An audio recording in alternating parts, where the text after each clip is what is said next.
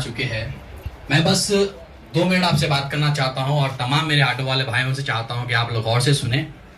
पहली बात, जो हम गवर्नमेंट से डिमांड कर रहे हैं, ये हम डिमांड नहीं कर रहे हैं, हम एक ही बात कर रहे हैं कि हमारा भारत का संविधान जो हमें हक देता है, हम वो चाह रहे हैं।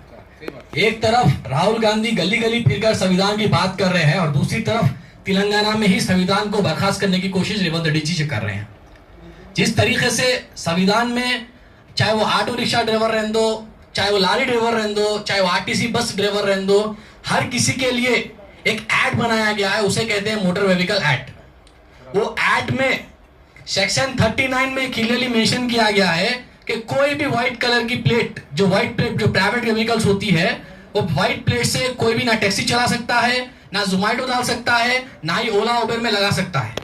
ये सिर्फ आपके साथ नाइंसाफी नहीं हो रही है, बल्कि संविधान के साथ खेलने की कोशिश की जा रही है। इसके लिए हम ऑलरेडी कई सारे लेटर्स हम सेक्रेटरी को दिए हैं और कोर्ट में भी डालने की कोशिश की जा रही है। और दूसरी चीज मैं ये बता दूं, सेक्शन 192(8) में ये क्लियरली मेंशन किया गया है, अगर कोई भी शख्स विदाउट परमिट के गाड़ी चलाता है तो उसके ऊपर 10,000 तक का चालान होगा और गवर्नमेंट को चाहिए कि उसकी गाड़ी को सीज किया जाए। ये आरटीओ की और ट्रैफिक की रिस्पॉन्सिबिलिटी बनती है। बट बड़ी अफसोस के साथ ये कहना चाह रहा हूं कि उसके रूल के बारे में ना ही आरटीओ को पता है, ना ही हमारे ट्रैफिक वाले को एक्शन ले रहे। और दूसरी चीज, मैं ILWF की तरफ से ये कहना चाहता हूं कि बाखरी साहब का कहना है कि ILWF की तरफ से एक लीगल विंग बनाई गई है, आप लोगों के लिए एक वकीलों को तैयार किया गया है। अगर कोई भी ट्रैफिक पुलिस वाला आपसे जबरदस्ती के चालान करता है या फिर आप कोई पैसेंजर को ड्रॉप करते हैं, तो जब का जब आगे 1 सेकंड में आपकी फोटो ले लेता है, रोड पे पार्किंग करे बोले फोटो ले लेता है, तो मुद्दों पे ये आपको ऑनरेबल सुप्रीम कोर्ट का ऑर्डर है कि आप उसकी वीडियो निकाल सकते हैं।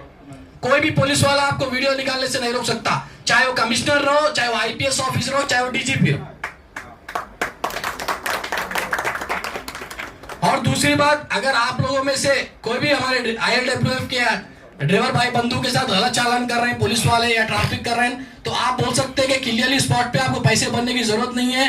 वो चालान कर रहा है तो चालान करने दो, उसके चालान को हम मॉर्निंग कोर्ट में जाकर क्लेम करेंगे और पुलिस वाले को कोर्ट के चक्कर में कढ़ाएंगे ताकि वो आइंदा आपके को चालान मारने से 10 बार सोचे। और इतना ही नहीं, ILWF की तरफ से जो वादे किए गए हैं, आपने सुना है कि जो ऐप लॉन्च करने वाले हैं, वो ऐप में आप सबका साथ होना जरूरी है, क्योंकि हम बीजेपी की तरह बातें नहीं करते सबका साथ सबका विकास बोल के। यहाँ पर हम सबका साथ, हम सबका विकास का नारा लगाना है, हमको एक होना है। और दूसरी तरफ मैं तेलंगाना गवर्नमेंट से और चीफ मिनिस्टर साहब से आपके बिहाफ में डिमांड करता हूं कि ड्राइवर वेलफेयर फंड बोल के एक सोसाइटी बनाई जाती है, ड्राइवर वेलफेयर बोर्ड, जो तमिलनाडु में है, महाराष्ट्र में है।